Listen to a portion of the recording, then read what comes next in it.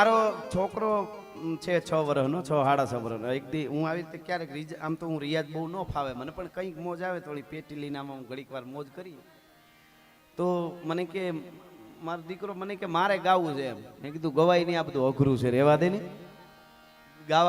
ગાવા કરતા બીજું અઘરું સમાજમાં રહેવું બહુ અઘરું છે. આર પાર ઉતરી જાય તઈ હાચા. પણ પછી મને વિચાર આવ્યો કે ગાવામાં વાંધો નહીં, આપણે ચારણો છીએ, આપણે સંસ્કૃતિ સભર ગીતો વાતો દુહા છંદ એ જરૂરી છે. હા, એવું નાય નથી. આ જવાબદારી શું છે આપણી, એ જો રે તો ગવાય ને કલાકાર થવાય. તો મને એવી મોજ આવીને પછી એક ગીત લખ્યું. એટલે સમગ્ર ચારણ સમાજ હોય 3.5 પાડામાં, એ પોતાના દીકરાને હું હીખામણ આપે એવું છે. મજા આવશે.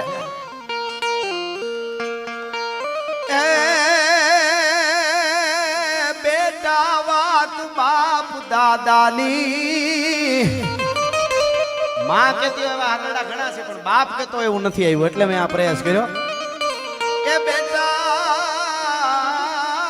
વાત બાપ દાદાની.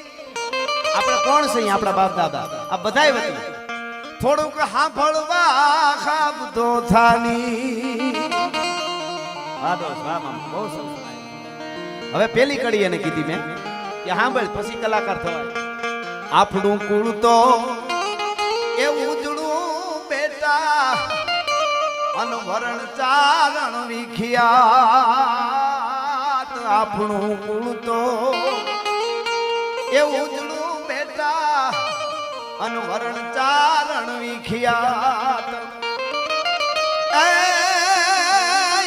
એક ઘરે એક દી આવી આય રમતી હતી, આવી સત્યું જ્યાં સાક્ષાત. અને વડા દૂધ કુળ વડવાના, અને હેવા જેને આપ વડવાના. વડા દૂધ કુળ વડવાના, હેવા જેને આપ વડવાના. બેટા વાત બાપ દાદાની, સાંભળવા ખાબતો થાની.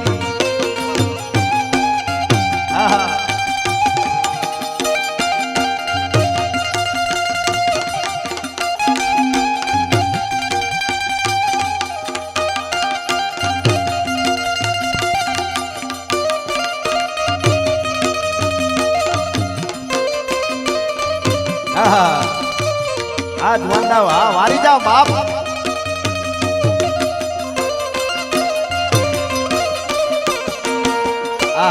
અમારે રેવાજભાઈ સરપંચ સાહેબ કોળી સમાજમાંથી છે, અને એમનું પણ હું અહીંયા ખૂબ ખૂબ સ્વાગત કરું છું. ભલે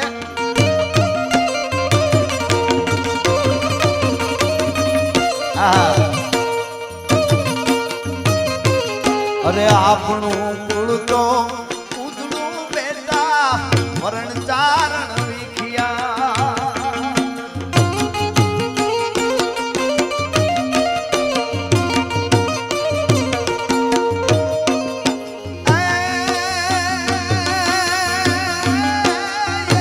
એક ઘરે આય રમતી, અરે સત્યું જ્યાં સાક્ષાત. વડા દૂધ કુળ વડવાના, હેવા જેને આપ વડવાના.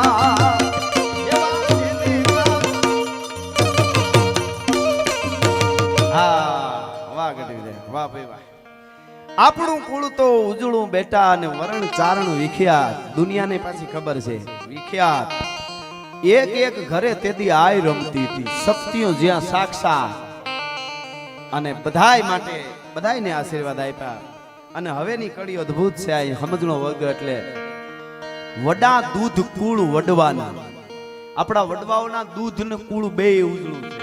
શેષ નાનો મહેશ ડાડો એમ દો પખ ઉજળા. વડા દૂધ કુળ વડવાના. કેવા વડા કુળ ને દૂધ કે હેવા જેને આપ હડવાના.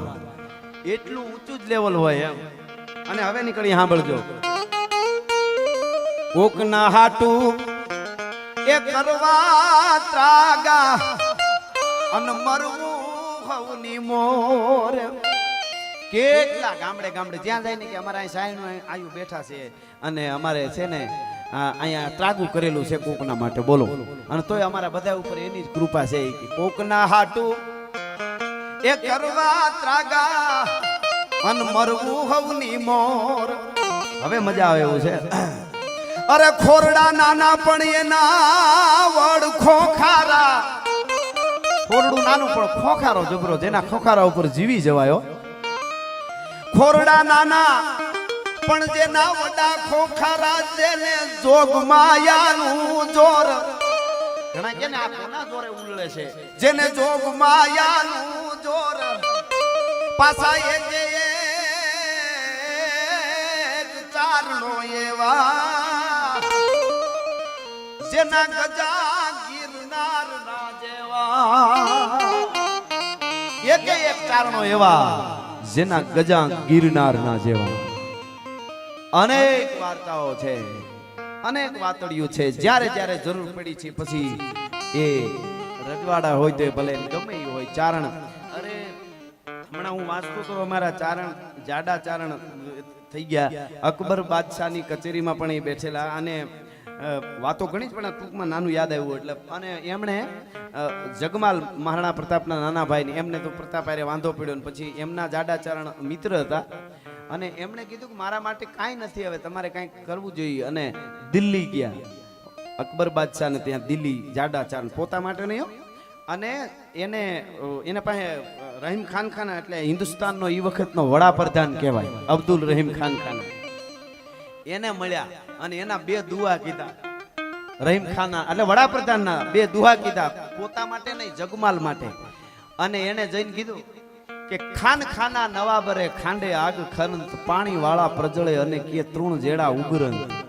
ઈ કે હે નવાબ ખાન ખાના, તારા ખાંડે, તારા તરવારના ખાંડાનું ખાંડું એવું છે કે પાણી વાળા છે ને એ હળગી જાય ને હાવ કોરા હોય એ બચી જાય. બોલો, પાણી વાળા પ્રજળે અને તૃણ જેવા ઉગરંત, હાવ તરણા જેવા ઉગરી જાય. કેમ? જેનામાં પાણી હોય યુદ્ધમાં લડીને મરી જાય ને, બાકી તૃણો જેવા તો ઉગરી જાય, એ તો ભાગી જાય. આવા બે દુઆ કીધા. ખાન ખાના નવાબરો બડો અચરજ બડો એ ક્યું સમાણો મેરુ મન યુ ત્રિહથી દેહ. આ ત્રણ હાથ જેવડા તારા દેહમાં તારું મેરુ જેવડું મન કેમ હમાણું? અને એને કીધું માગી લ્યો કવિરાજ. તો કે જહાજપુર પરંગણું જોઈ છે આખું. એટલે કે આપ્યું કે મારા માટે નહીં, જગમાલ માટે, રાજપૂત માટે. એટલી જગ્યાએ દીધું. હા, અને એને આપી દીધું તમારા માટે કવિરાજ. તો કે મારે કાંઈ નથી જોતું, આ તો મારો મિત્ર રખડે છે એટલે. અને એ કાયમે એના માટે આવી ગયો. ને હામો પછી રહીમ ખાન ખાને એને દુહો કીધો. રહીમ ખાન ખાને વખાણ કર્યા જાડા ચારણના. એને કીધું ધર જડ્ડી જડ્ડા અંબર. ઈ કે જાડા 3-4 જણા છે જગતમાં હોય કે કવિરાજ ચારણ. ધર જડ્ડી જડ્ડા અંબર અને જડ્ડા ચારણ જોય. એક ધરતી જાડી છે દુનિયામાં, એક અંબર એટલે આકાશ જાડું ને એક ચારણ જાડા હોય. જાડા એટલે શરીર ખાલી જાડું ઈ વાત નથી. આ ધર જડ્ડી જડ્ડા અંબર જાડા ચારણ જોઈ. જાડા નામ અલાહરા અવર જાડા ન કોઈ. એક ભગવાનનું નામ જાડું, એક ચારણ જાડા ધરતીમાંથી. એક ધરતી ને આકાશ આટલા જાડા છે. એને દુહો કીધો. એટલે એક ચારણો એવા જેના ગજા ગિરનાર ના જેવા. અને હવે સાંભળજો, વટથી રહેવું અને વટથી કેવું અને દુનિયા સામે વટની જ વાતું રખાય. સાચું થયું હોય. બીજું કહું, હમણાં છેલ્લા પ્રોગ્રામમાં મારે થોડી ચોખવટ કરવી પડે છે. કોઈને મગજમાં કોઈ દી ફાંકું ન રાખવું. રાજપૂત હોય તોય ભલે, આયર હોય તોય ભલે, અને કોઈ પણ પટેલ હોય, કોળી હોય, બ્રાહ્મણ હોય, સાધુ કોઈ પણ હોય, એને કોઈ દી મનમાં એવું મગજમાં ન બેહાર લેવું. ચારણોએ અમારા ગીત ગાયક, અમારા દુઆ ગાયક, અમારી વાર્તાઓ કરી. હા, કારણ કે અમે શક્તિના ઉપાસક છીએ. તો શક્તિ કઈ? મહારાણા પ્રતાપ 25 વર્ષ પાણાના ઓશિકા કર્યા, પણ અકબર બાદશાહને ચરણે ન ગયો.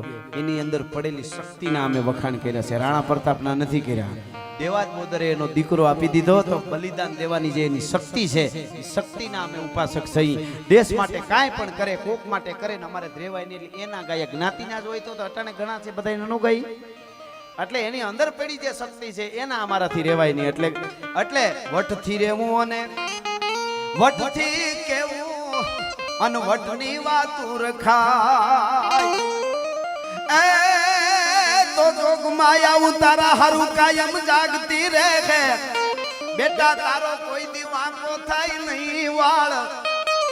અન નથી કોઈ રૂપ ને નમતા ઈ સદા હોનબાઈ ને ગમતા એ બેટા વાત બાપ દાદાની તું આંગળવા ગાબદો થાની અને માગવું ખરું કોની પાસે આની વાહેલી લીટીમાં આવશે ગાંગલા ના કદી એ ગીત ના ગાવા અને વાણીમાં વિવેક ધારણમાં વિવેક હોય એટલો કોઈમાં ન હોવો જોઈએ વિવેક એટલે શું ભાઈ ગમે ત્યાં તાળી ન નખાય આપણા વિશે કોઈક બોલે તો આપણાથી જાહેરમાં ન બોલાય એની વાણીમાં વિવેક વાસ માગવું કોની પાસે અરે દરિયો નદીઓ અને ડુંગરા ફૂરજ અને આપની રાખે આસ દરિયો તારી માજા ન મૂલે એના પાસે આશા નદીઓ કાયમ વહેતી રહેજો ઈ માગવાનું આપ હે વરસાદ હવે આવી જા મારો બાપ